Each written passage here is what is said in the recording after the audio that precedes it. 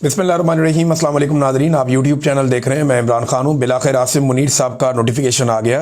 काफ़ी लंबा काम हो गया था और बहुत सारी चिमगोइयाँ हो रही थी। पहले बहुत सारे लोग कह रहे थे किसी नोटिफिकेशन की ज़रूरत नहीं है, तो उन सारे लोगों के लिए बड़ी शर्मिंदगी की बात है कि नोटिफिकेशन ही बिलाखिर आया। और सदर पाकिस्तान की जानिब से दो नोटिफिकेशन जो है वो दो किस्म के सामने आए हैं। एक उन्होंने अंग्रेज़ी में ट्वीट किया जो प्रेसिडेंट ऑफ पाकिस्तान का अकाउंट है, और दूसरा उन्होंने उर्दू में ट्वीट किया। और दोनों के अंदर जो बताया गया वो एक ही चीज़ है, लेकिन जो नीचे नोटिफिकेशन है अगर उन्हें आप गौर से देखें तो एक के अंदर जो अंग्रेज़ी में पहले किया गया उसमें डेट नहीं लिखी हुई, यानी आसिफ अली जरदारी के दस्तखत हैं। दोनों दस्तखत हैं, मामूली से फ़र्क है, इतना तो हो ही जाता है हर एक का दस्तखत करते हुए। लेकिन जो तारीख है, तारीख का खाना खाली है, यानी 12/2025 लिखा हुआ है कि दिसंबर 2025। लेकिन जब आप इसका उर्दू वाली ट्वीट देखते हैं जिसमें बताया गया कि जरदारी साहब ने फील्ड मार्शल आसिम मुनीर की बैक वक्त, यानी एक ही वक्त में उन्हें आर्मी चीफ और CDF chief of the defence forces के लिए 5 साल के लिए बतौर आर्मी चीफ और चीफ ऑफ डिफेंस फोर्सेस तकर्री की मंजूरी दे दी है। और जो एयर चीफ है ज़हीर अहमद बाबर सिद्धू, इनकी मुद्दत मुलाजमत में 2 साल की तौसी की गई है और ये तौसी शुरू होगी 19 मार्च 2026 से, जब वो पिछली तौसी से रिटायर होंगे। तो ये इनको बार बार तौसी मिल रही है। नवाज शरीफ साहब का बड़ा अच्छा ताल्लुक है इनके साथ, ज़हीर अहमद बाबर सिद्धू साहब के साथ, और उसी ताल्लुक की बुनियाद के ऊपर इनको भी ऐसा लगता है कि तौसी मिल गई है। तो आसिम मुनीर साहब अब आर्मी चीफ भी हैं, फील्ड मार्शल भी हैं, CDF भी हैं, ताहयात इस्तिस्ना भी है उनके पास, ताहयात मुराद भी है उनके पास। फील्ड मार्शल के ओहदे से अगर उन्हें हटाना है तो हटाने के लिए भी आपको सदर की इम्पीचमेंट जैसा एक मुश्किल रास्ता इख्तियार करना पड़ेगा। बहरहाल आसिम मुनीर साहब के लिए अब नए चैलेंजेस होंगे, और कहा तो ये जा रहा है जनाब, एक नया दिन शुरू होने जा रहा है आज के दिन से और एक नई उड़ान होगी। तो आसिम मुनीर का अपना स्टेटमेंट क्या है पहले वो देखते हैं, फिर आपको बताते हैं कि उनके लिए चैलेंजेस ऐसे कौन से हैं जिसका उन्हें सामना करना पड़ेगा। तो एक तो ये उर्दू वाली जो ट्वीट बाद में की गई, इसमें फिर 4 दिसंबर की डेट दे दी गई, और जो पहले वाली थी उसके अंदर कोई डेट नहीं थी। अब आ जाए आसिम मुनीर साहब ने क्या कहा फौरी तौर पे, जो उनका पहला स्टेटमेंट आया वो क्या है। चीजें बेहतरी की जानिब जा रही हैं, पाकिस्तान यहां से अब ऊंची उड़ान की तरफ जाएगा। ये आसिम मुनीर साहब का पहला स्टेटमेंट है ऐवान सदर में। ये जो किर्गिस्तान के सदर आए हुए हैं उनसे मुलाकात के मौका पर इन्होंने सहाफ़ियों से कोई गैर रस्मी मुलाकात की है और कहा कि सब ठीक है और सब आपके सामने है, चीज़ें बेहतरी की तरफ जा रही हैं और पाकिस्तान यहां से अब ऊंची उड़ान की तरफ जाएगा, ये फील्ड मार्शल ने कहा। अच्छा, अब जरा देख लेते हैं कि फील्ड मार्शल के लिए जो बड़े चैलेंजेस होंगे आसिम मुनीर साहब के लिए वो क्या होंगे। पहला बड़ा चैलेंज जो इनके लिए है वो है इमरान खान को तोड़ना, इमरान खान को कमजोर करना, उसे डरा हुआ दिखाना या इमरान खान साहब को शिकस्त देना। यह काम वो गुज़िश्ता 3 साल में नहीं कर पाए। इन गुज़िश्ता 3 सालों में दर्जनों लोग कत्ल हो गए सिक्योरिटी फोर्सेस के हाथों। 1 लाख से जायद घरों के ऊपर जो है चादर और चार दीवारी का तकद्दुस पामाल किया गया। को 25-30 हज़ार बंदा इन्होंने गिरफ्तार करके जेलों के अंदर डाल दिया। इमरान खान साहब की बहनों को गिरफ्तार किया, भांजों को गिरफ्तार किया, फौजी अदालत में एक भांजे का केस चलाया, बीवी को गिरफ्तार किया, सारी की सारी पार्टी का बेड़ा गर्क कर दिया। लेकिन इसके बावजूद 3 साल से इमरान खान साहब को तोड़ना या कमजोर करना आसिम मुनीर साहब के बस से बाहर रहा। तो क्या अब वो इमरान खान को तोड़ पाएंगे, बड़ा सवाल ये है। दूसरा, मईशत। अब क्योंकि फील्ड मार्शल जिम्मेदारी लेते हैं मईशत की, नॉर्मली ये फौजी की रिस्पॉन्सिबिलिटी नहीं होती, वो अपना दिफा का काम करता है। लेकिन ये जो फील्ड मार्शल हैं ये हुकूमत की तरह प्रिटेंड करते हैं, ये ऐसा दिखाते हैं जैसे सारा निज़ाम ये कंट्रोल कर रहे हैं और इसमें बड़ा फख्र महसूस करते हैं। तो अब मईशत जो है वो इनके लिए एक बहुत बड़ा चैलेंज है। SIFC जो है वो नाकामी की एक बड़ी दास्तान बन चुकी है, वहां से कोई कामयाबी कैसे निकले। इन्वेस्टमेंट पाकिस्तान में कोई नहीं आ रही, बेरोजगारी का रिकॉर्ड टूट गया है, कम तरीन सरमायाकारी का रिकॉर्ड टूट गया है, महंगाई का रिकॉर्ड टूट गया है, कर्जों का रिकॉर्ड टूट गया है। यानी इतने कर्जे इन्होंने ले लिए हैं कि तारीख में इतने कर्जे नहीं लिए थे। तो पाकिस्तान के अंदर मईशत का जो भट्टा बैठ गया है उसका इनके पास कोई हल है फिलहाल तो दिखाई नहीं दे रहा। फिर तीसरा जो बड़ा चैलेंज होगा वो होगा अवामी एतमाद की बहाली। यानी जिस इदारे से इनका ताल्लुक है फील्ड मार्शल आसिम मुनीर का, इनकी पॉलिसीज की वजह से अवाम और इदारे के अंदर दूरियां पैदा हुई हैं। ये एतमाद कैसे बहाल होगा, ये बहुत इंपॉर्टेंट है। तो अगर पॉलिसियां नहीं बदलती तो एतमाद तो बहाल नहीं होगा, और पॉलिसियां बदलने का ऐसा कोई इम्कान भी नहीं है कि आने वाले दिनों में पॉलिसियां बदल जाएंगी। पॉलिसियां तो वही रहेंगी, क्योंकि सोच भी वही रहेगी। और फैसल वाडा ने धमकियां भी लगाना शुरू कर दी कि कल से ये कर देंगे तो वो कर देंगे, जिसने बचना है वो अपने आप को बचा ले, जो समझदार है। पता नहीं कौन सी तबाही फेरने लगे हैं पाकिस्तान में, जितनी तबाही फेर दी है अब इससे बड़ी और कौन सी इन्होंने तबाही फेरनी है। तो अवामी एतमाद की बहाली एक बड़ा चैलेंज है आसिम मुनीर के लिए। चौथा चैलेंज, दहशतगर्दी का हल। अब जिस तरीके से ये दहशतगर्दी का मसला हल कर रहे हैं, इस तरीके से गुज़िश्ता कई दहाइयों से ये मसला हल नहीं हुआ। दहशतगर्दी के मसले का हल ऑपरेशन की बजाय डायलॉग के अंदर है। आप ऑपरेशन करते हैं, सूबाई हुकूमतों को और तमाम स्टेक होल्डर्स को एतमाद में लेते हैं, फिर आप एक ऑपरेशन करते हैं। अब ये इसके स्टेक होल्डर्स अफगानिस्तान में भी हैं, पाकिस्तान में भी हैं। बेशक हमारी बाढ़ लगी हुई है, लेकिन इसके बावजूद बड़ा इन्फ्लुएंस है। दहशतगर्दी को अगर कंट्रोल करना है तो कबाइलियों को एतमाद में लेना पड़ेगा, सूबाई हुकूमत को, पुलिस को मजबूत करना पड़ेगा, क्योंकि पुलिस बेहतर अंदाज में जो सिविलियन है उनके साथ डील करती है। फौज का वो एक्सपीरियंस नहीं होता। लिहाजा दहशतगर्दी की लड़ाई को अगर तो फार्मूला सिर्फ बंदे मारने का रखना है तो फिर ये नहीं जीत पाएंगे और दहशतगर्दी पे कंट्रोल नहीं कर पाएंगे। ये एक बड़ा चैलेंज है। इमरान खान साहब ने इसका पूरा एक रोड मैप दिया हुआ है, जिस पे अभी तक अमल दरामद नहीं हुआ। तो ये बड़ा चैलेंज है दहशतगर्दी का, आसिम मुनीर साहब का चौथा बड़ा। और पांचवा, सियासी इस्तेहकाम। ये पहले दिन से आसिम मुनीर साहब की ख्वाहिश है कि सियासी इस्तेहकाम आ जाए। बाजवा साहब ने जब रिजीम चेंज ऑपरेशन किया तो उसके बाद से पाकिस्तान में सियासी इस्तेहकाम नापैद हो गया, और उसकी एक बड़ी वजह इमरान खान साहब की जानिब से चलने वाली एक तहरीक, एक मुजामत, और अवाम का बड़े पैमाने पर उस तहरीक और मुजामत के साथ जुड़ जाना है। सोशल मीडिया, ओवरसीज पाकिस्तानी या पाकिस्तान के अंदर जो साइलेंट सपोर्टर है इमरान खान के बहुत बड़े पैमाने पर, ये इसकी एक बड़ी वजह है। सियासी इस्तेहकाम पाकिस्तान में आ नहीं पा रहा, और जब तक सियासी इस्तेहकाम नहीं होगा माशी इस्तेहकाम भी नहीं आएगा। और बहुत सारे जो आलमी सतह पर रिपोर्टें आई उनमें यह कहा गया बार बार कि आपको सियासी इस्तेहकाम पाकिस्तान में चाहिए, लेकिन नहीं हो पा रहा ना। तो ये एक बहुत बड़ी ख्वाहिश है जो पूरी नहीं हो पाई अभी तक। सियासी इस्तेहकाम आसिम मुनीर साहब कैसे लाएंगे? सियासी इंतकाम के साथ कभी भी सियासी इस्तेहकाम नहीं आता। उससे आप कुछ अरसे के लिए कुछ लोगों को दबा सकते हैं, लेकिन जैसे ही लोगों को मौका मिलता है वो फिर सामने आ जाते हैं।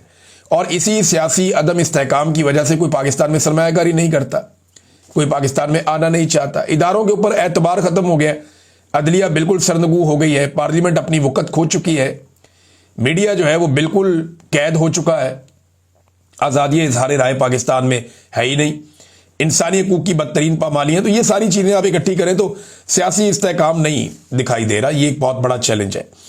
छठा एक चैलेंज आसिम मुनीर साहब के लिए ये है कि आलमी सतह पर इंसानी और ख़वातीन के जो हकूक़ पामाल किए जा रहे हैं, इंसानी हकूक़ की पामालियाँ हो रही हैं, ख़वातीन के हकूक़ की पामालियाँ हो रही हैं, और ये लगातार। मारंग बलूच देखें, अभी भी वो जेल में है दीगर ख़वातीन के साथ। हालांकि कराची में अदालत ने उनके ऊपर जो दहशतगर्दी का एक इल्ज़ाम उन पर लगाया गया था कि ये दहशतगर्द है, उसमें उन्हें बाइज्जत बरी किया। अभी बड़े बड़े लोग इल्ज़ाम लगाते रहे, लेकिन बाइज्जत बरी हुई वो। इसके अलावा अगर आप ये देखें, यास्मीन राशिद साहिबा, इमरान खान की जो अहलियाँ हैं वो भी इस वक्त जेल के अंदर है। सनम जावेद है, फलक जावेद है, दोनों बहनें, इनको भी अंदर रखा हुआ है। बहुत सारी दीगर और ख़वातीन हैं, इनको विक्टिमाइज किया जा रहा है। मखसूस नशस्तें ख़वातीन से एक बहुत बड़ा हक छीन लिया गया। तो आलमी सतह पर जो इंसानी हकूक़ की पामालियाँ हो रही हैं पाकिस्तान में, ये एक बड़ा सवाल पैदा हो जाता है कि इससे कैसे आसिम मुनीर साहब निपटेंगे। सातवां इशू ये है कि गंदे अंडों की ब्रांडिंग कैसे करेंगे। यानी जो गंदे अंडे उन्होंने इकट्ठे किए सारे और उनको लाकर इक़्तिदार में बिठा दिया। अब इनमें अक्सरियत गंदे अंडों की है। इन लोगों ने बहुत करप्शन की है अपने अपने दौर में, और आज तक ये जवाब भी नहीं दे पाए। कवानीन को बदल के टेक्निकल बुनियादों पे इन्होंने अपने मामलात NRO कर करके ख़त्म किए। अब इन गंदे अंडों की ब्रांडिंग कैसे करनी है, क्योंकि आठवां इशू इसके साथ जुड़ा हुआ है कि अब इनके पास 5 साल और हैं। 5 साढ़े 5 साल कहा जाता है, कोई लोग कहते हैं कि 2031 तक जाएंगे, मार्च 2031 तक भी लोग कहते हैं। बहरहाल जहां तक भी जाना है, ये तो अल्लाह ताला जानता है कौन कहां तक जाएगा और कब किसका वक्त ख़त्म हो जाएगा। मेरा रब ज़्यादा बेहतर जानता है।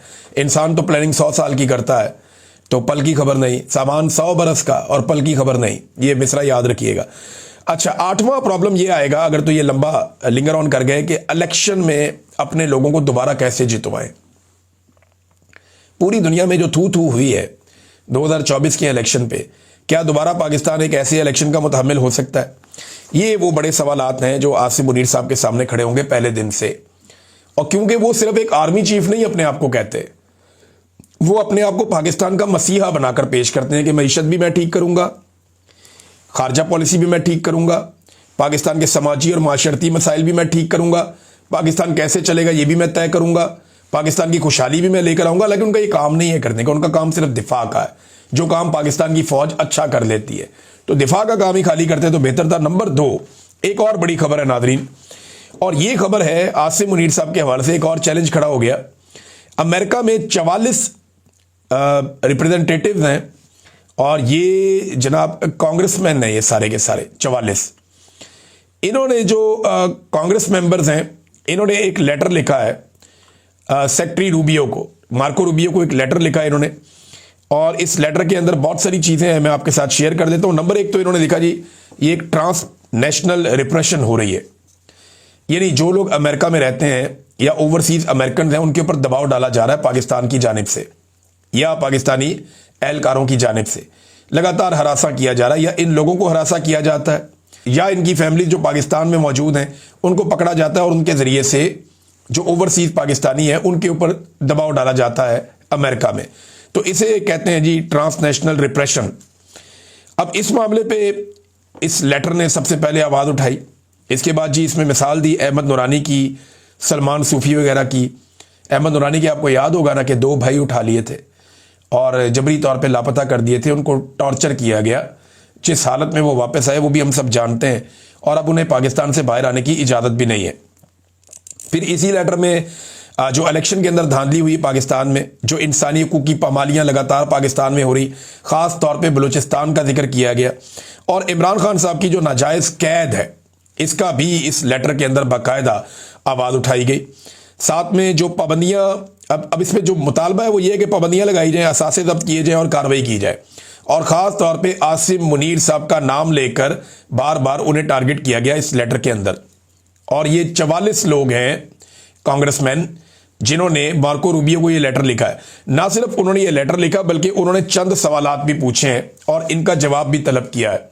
17 तारीख तक वो कहते हैं जी 17 दिसंबर तक आप हमें इसके बारे में बता दें ताकि हमें इसके बारे में इंफॉर्मेशन मिल जाए। ये जो आखिरी सफ़ा है, क्योंकि ये 4 सफ़ात हैं और इसमें बल्कि ज़्यादा सफ़ात हैं, इसमें जो पहला सफ़ा है वहाँ से लेटर शुरू हो जाता है, दूसरा और तीसरे के ऊपर ये सवालात हैं, और इसके बाद मज़ीद 4 सफ़े हैं जिनके ऊपर दस्तखत हैं 44 कांग्रेसमैन के।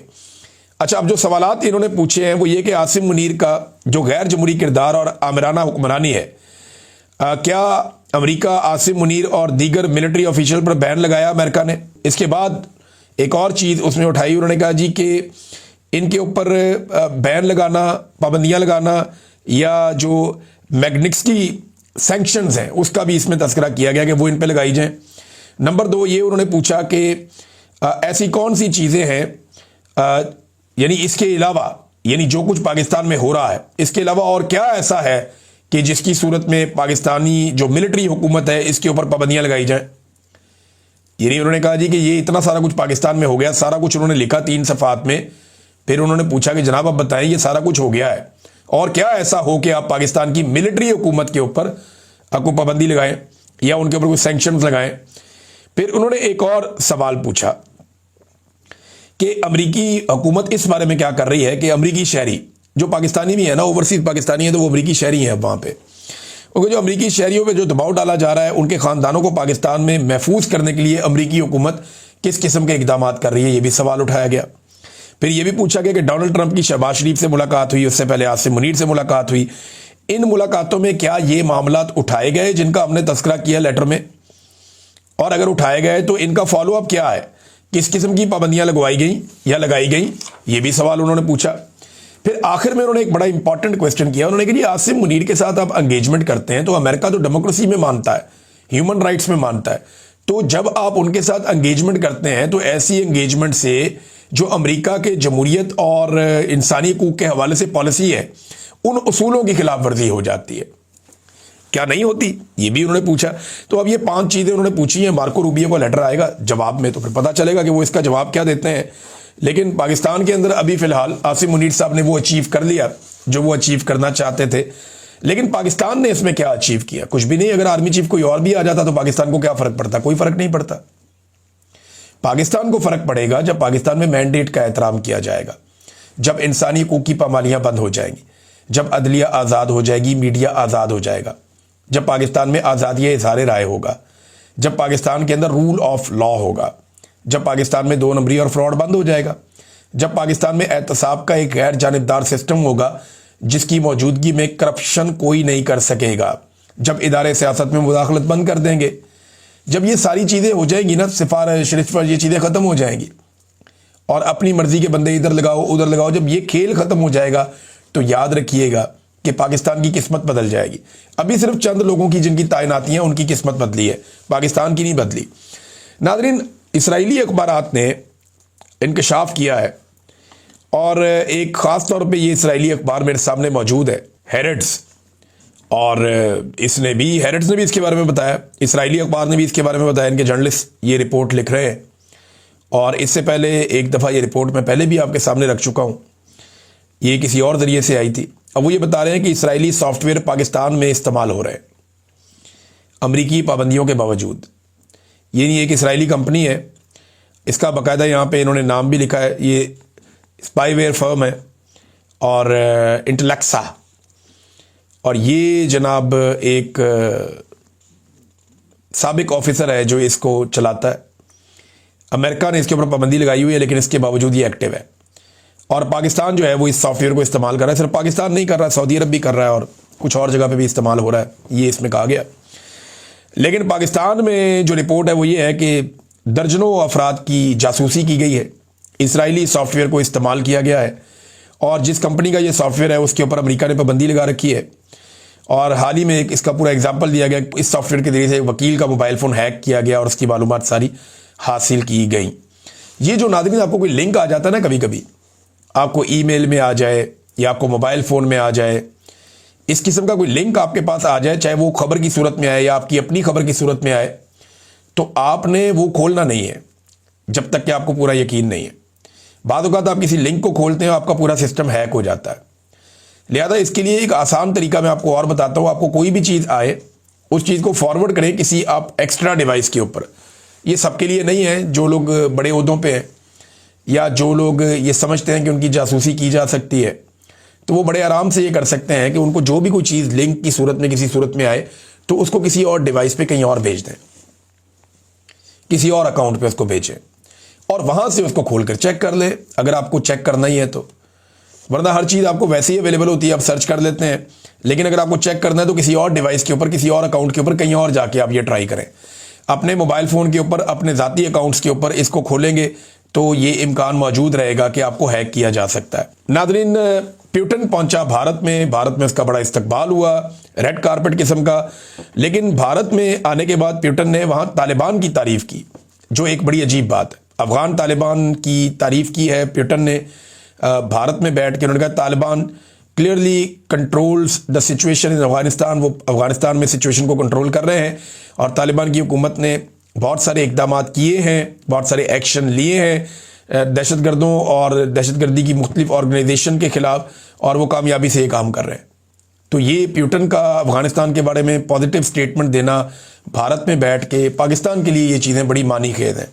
देखिए, हमने अमेरिका के साथ अपने ताल्लुकात कुछ बेहतर किए हैं और वो इस बुनियाद पे किए हैं कि हमने बहुत सारे उनके मफादात को सपोर्ट किया अमेरिका के, चाहे वो इसराइल का मामला हो, फ़लस्तीन का मामला हो, अफ़गानिस्तान का मामला हो, मादनियात का मामला हो, अमन के नोबेल प्राइज़ का मामला हो, जो भी है पाकिस्तान ने बहुत सपोर्ट किया डोनाल्ड ट्रंप को। उसके जरिए से हमने अमेरिका के साथ कुछ ताल्लुकात बेहतर किए हैं, मगर बज़ाहिर ये दिखाई देता है कि जो खित्ता पाकिस्तान का है, जहाँ पे पाकिस्तान मौजूद है, उस खित्ते में तवाज़ुन पाकिस्तान बरकरार नहीं रख पाया, या पाकिस्तान का रिजीम जो मौजूदा है वो ये नहीं कर पाया और अच्छे ताल्लुकात बनाने में पाकिस्तान यहाँ पे कामयाब नहीं रहा।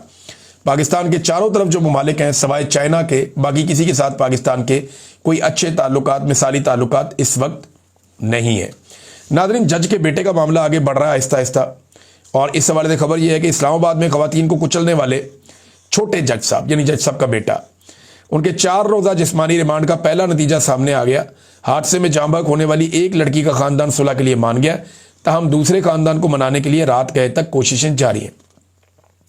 पूरे सिस्टम की भरपूर कोशिश है कि सुबह जिस्मानी रिमांड मुकम्मल होने के बाद जेल जाने से बचा जा सके।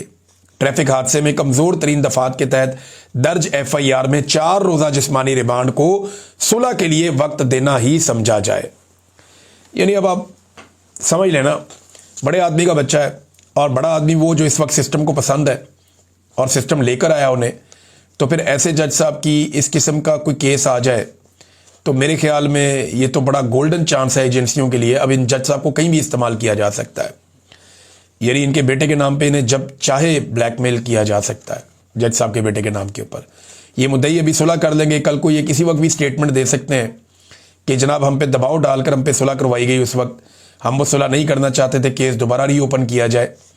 तो ये बड़ा मामला है जो हमेशा एक फंसा रहेगा और ये गले की हड्डी बना रहेगा। तो ये इस तरह का मामला तो हमेशा बड़ा सूट करता है पाकिस्तान के सिस्टम को कि किसी बंदे को काबू करना हो तो बड़ा आसान तरीका है। नाज़रीन, अब तक के लिए इतना ही। अपना ख्याल रखिएगा, अपने इस चैनल का भी। अल्लाह हाफ़िज़।